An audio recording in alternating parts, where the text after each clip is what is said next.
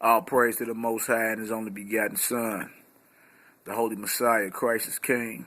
What we got here is a book called The Negro Rulers of Scotland and the British Isle by Dr. John L. Johnson. I actually had a chance to chop it up with this brother Wild, the elder, you dig, about 50 or 60 up in there somewhere.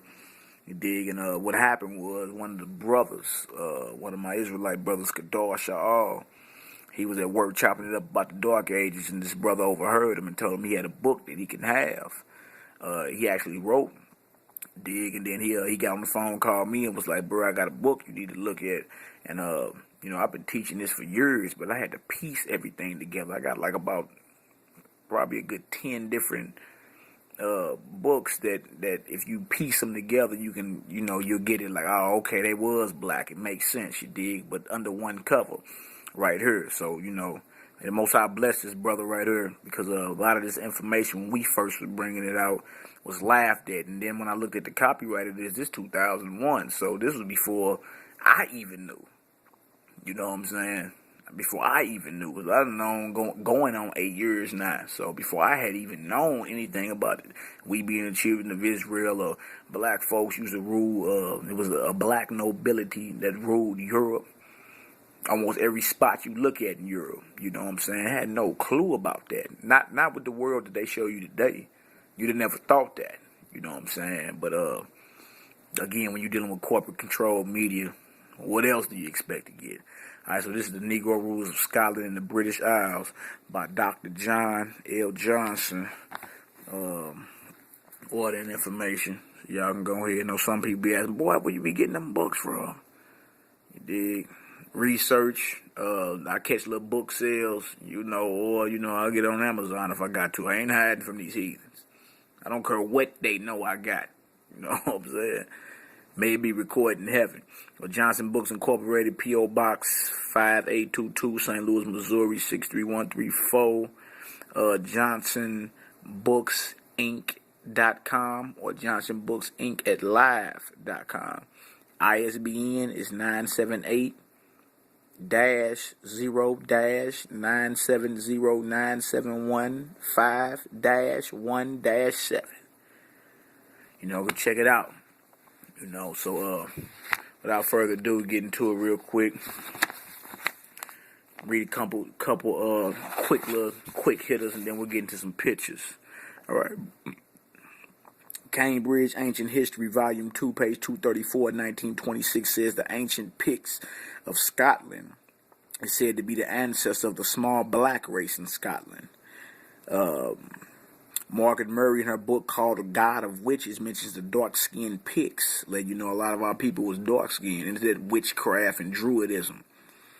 All right, the Picts and the Scots, page 1993, speaks of an ancient dark-skinned pygmy people. Lloyd Lang, in her book called The Picts and the Scots, page 1, 1993, Skard Alive, Historia Norvegia, speaks of ancient dark-skinned pygmy people of Scotland. There were several phenomenal rulers within Europe long before the rise of Scotland, England, Wales, and Ireland. The Egyptian princess Scotta, B.C. 1300, fled Egypt and settled in Caledonia, which her descendants named Scotland in the honor of her name. So Scotland is named after an Egyptian princess? Stop that, man. It says Scotland and Ireland. The African Moorish Negro king Dardanius ruled Troy. That's 240 years, 240 B.C. The story of the Pictish king Arthur, 1300 B.C. and his round table of 150 black knights were all about a black man and his darn Negro army. And many more, man. Many more to get into. Right here it says James. James is 6 and the 1st. Hold on. While we talking about him, let's get this out real quick. Remember, it just said Cambridge too, right? There you go, right there. For all you Muslims, shots fired at you Negroes of Islam, the NOI. You brothers still running around here talking about this man was a white homosexual. We about to see today. We get to show you all these sons and daughters. That says Cambridge Studies in Early Modern British History. King James VI, because he was the sixth James that ruled Scotland and first James that ruled England, and the reunion of Christendom, W.B. Patterson.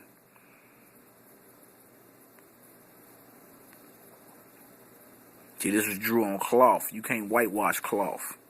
It wasn't painted on canvas. You see that? So, let's get into it. It says, James VI and the First, the cousin of Elizabeth I, became king of Scotland and England and was succeeded by his son Charles I, who fathered Charles II, a tall, curled-mouthed, black-skinned, and curly-haired man, known in England as the Black Boy. And well, all you got to do, if you think that's a lie, Google the Black Boy Inn in England, and that's a hotel that's going to pop up, and it's a picture of a colored person on there with some nappy hair. The Black Boy Charles II's great-grandmother was Mary, Queen of Scots. That's King James' mama, who was a dark, olive-skinned woman, and olives are only green or black, so please, stop all that madness. The white peasant blood slowly spilled into the royal Negro Moorish blood following the French Revolution of AD 1789. And we know about the Moors, man, but you Moors are Hebrew Israelites under Islamic ideology, man. Israelites conquered Morocco, Atlas Mountains of Morocco. Where you think we fled? One of the spots we fled when Christ said, flee ye into the mountains. When you see the Romans surrounding Jerusalem, that was before 700 AD, man. Atlas Mountains of Morocco was one of the spots that we fled to. And then our forefathers, black Jews, were conquered by dark Arabs, and in an act of submission, they had to take their white top hats and they were dipped in the blood of our forefathers. And they put them on top of their heads. And while you rocked them, look up the slaughter that Fez Morocco. Them was brothers that happened to. Brothers got to stop that, man. Moorish blood following the French Revolution of AD 1789. Also, around this time was when that phenomenon of the world is black and white started coming into play.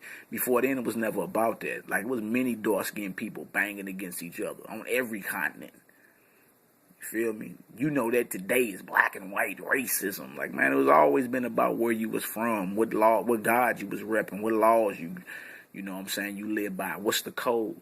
It was always about that. What power you had. The Europeans had barbarously burned, looted, and disfigured thousands of old African European royal paintings, sculptures, and public works. And when you say African, see, that's the thing. Africa was named after an Italian explorer, Leo Scipius Africanus. There's no such place. The indigenous people of that land, or even the Hebrews when they lived on that land, it was not called that. Africa. But that's what he's saying it right here. African European royal paintings, sculptures, and public works in order to erase any evidence of an early African dominance or a dark-skinned dominance. Alright, many of today's images of the black rulers of Europe are falsely propagandized as white people. Propaganda. Their portraits have been whitened, distorted, or merely invented to give a fake impression of Europe's early rulers. So we're going to get on into it.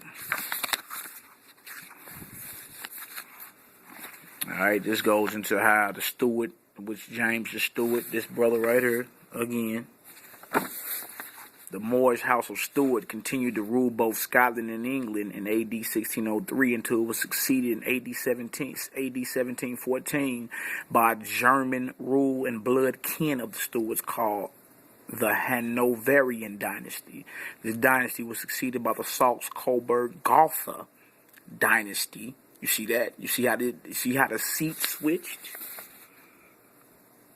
Because the people you see over today ruling got as much right to rule over there. They got the right to sit on their throne than you do.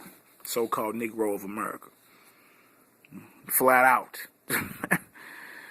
Alright, in 1840 by the same people of the German Hanoverian dynasty. In 1917, the dynasty was renamed the House of Windsor that exists to this day. So if it's all the same, why all the switching? What's really going on? Who was that? Kenneth MacAlpin the Niger. The Christian converted Moorish Pictish Kenneth MacAlpin, who was also called Niger Val Dub, was the first king of the Scottish Alpin dynasty. The Scottish archaeologist David MacRitchie stressed that Alpin, the father of Kenneth MacAlpin, was a half-black Pict and half-black Scotch, whose son Kenneth was the first to merge the two foremost branches of the blacks in Scotland. When Kenneth MacAlpin died, his younger Moorish brother Donald I succeeded him. Donald I. Alright. We talking 858 AD. You see that? The Moors didn't just stop. Our forefathers didn't just stop at Spain and Italy. We kept it moving under persecution and all that. We ain't just ruled there. We kept it moving. Ruled all over the map. Alright. Malcolm I. That's 943 AD. Endo. I'm going to get on up here some more, though. I'm going to show y'all something. Show y'all King James' daddy. You tell me who this looks like. Who that look like? That's King James' daddy, Henry Stewart. Oh, they called him Lord Darnley. Like Rick James, don't he? The Protestant Henry Stewart, also known as Lord Darnley, was the son of Matthew Stewart and Margaret Douglas, the daughter of Margaret Tudor. That series on HBO or Showtime called The Tudors, they was black too. The sister of King Henry VIII of England. Lord Darnley's mother was a descendant of William Douglas, 2nd Earl of Angus, who was a grandson of King Robert III, a descendant of the Scottish Black King Kenneth the Niger, through his great-grandfather Robert the Bruce. Alright, go King James' mama, Mary of Scots. She was a Roman Catholic, though. You see how it looks? His father was a Protestant. His mama was a Catholic, showing you that, look, we the same people, but we divided in belief. And then her is insinuating that his mama had his old dude killed. She was boning more than him. A Roman Catholic Mary of Scots, who loved to wear black garments, was the daughter of the Scottish King James V, who was a descendant of Fergus the Moor. James V is back here. Well, this is James IV right here. And this is James III. Alright.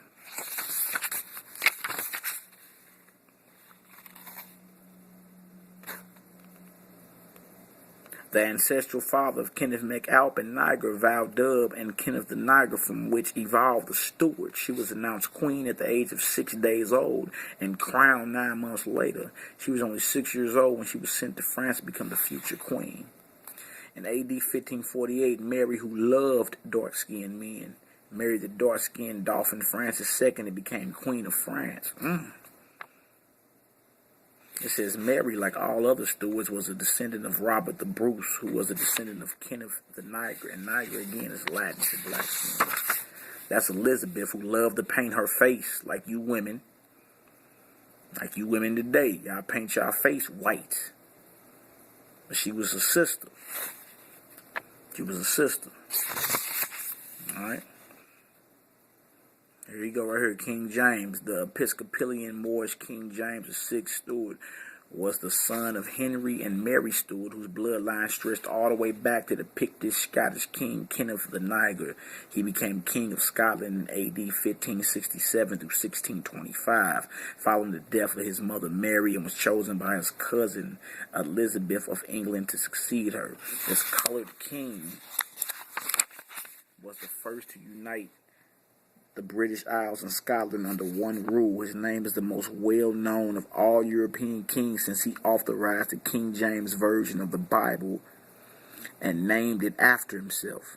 His 6 feet dark-skinned and big-nosed wife, Anne of Denmark, who praised her darkness and the beauty of being black, became the mother of 7 children. Y'all still throwing that gay? The man was gay. Obviously not. Nigga had 7 children and one of his daughters. That's his son, who was beheaded. And this is granddaughter and grandson, who the black boy in is named after, Charles II.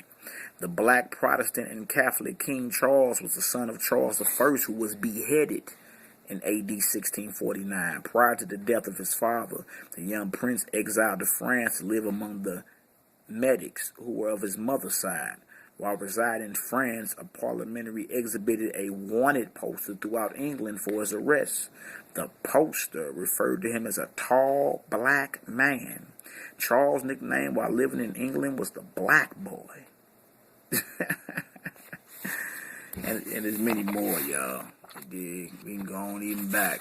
You know, Kenneth the Niger, Dub.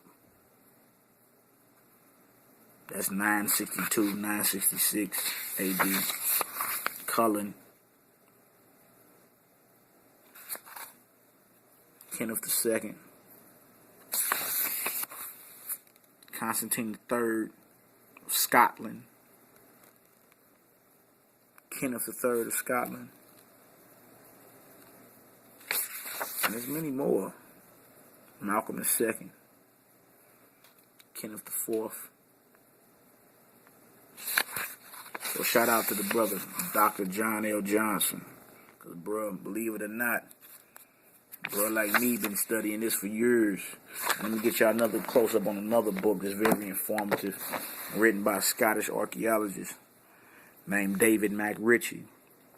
The name of the book is called Ancient and Modern Britons, Volume 1. And he goes into like the same information I just was reading about the Scots and the Picts. He goes into the history and shows that they were a dark-skinned, warlike people. Goes into the Stewarts and all them, the Douglases, the Black Douglases. You know what I'm saying? So it's time for us to wake up and understand what time this is. Ye are a great people. And repent, come back to the commandments of God. Because Hamashiach, Yahushua, got next, known in English as Jesus Christ, who was also a brother. So with that being said, all praise to the Most High, His only begotten Son. Shalom to the 12 tribes of Israel scattered abroad, commandment keepers in faith of the Messiah. Understand that. If you don't understand that, read John chapter 8, 20 through 24 and get you some understanding. Shalom.